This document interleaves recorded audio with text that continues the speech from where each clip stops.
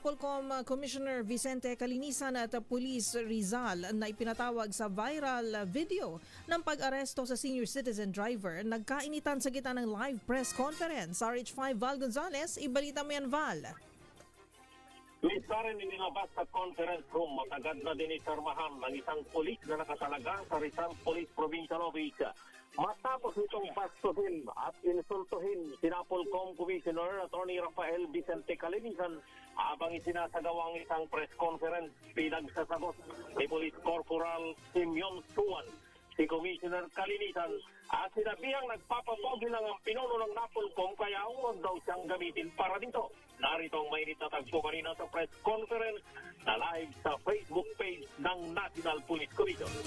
Akong gawing instrumento dito para magpapogi sa media. Hindi kami nagpapapogi dito. Nagpapapogi kayo, sir.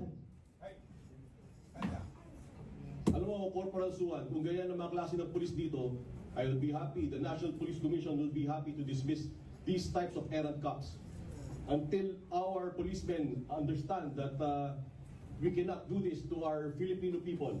We will show you what discipline is. Any other questions? Hindi dapat tayo bumayag na gagantuin tayo ng mga kapulisan. Matanda, babastusin. Napolcom Commissioner, babastusin. Investigation Service ng Napolcom na imbestigahan at sampahan ng kaukulang kasong korporal. Alaunay medya nang ipatawag sa Napolcom ni Commissioner Calinisan si Suwan dahil sa viral video, pero alas 3 na nang dumating ang pulis kasamang kanyang provincial director na si Police Colonel Eliazar Barber. Inaresto kasi ni Suwan ang isang 76 na taong gulang na driver na nakaaway nito sa kalsada at pilit na ipinosas at isinakay sa kanyang SUV kahapon sa Taguig City.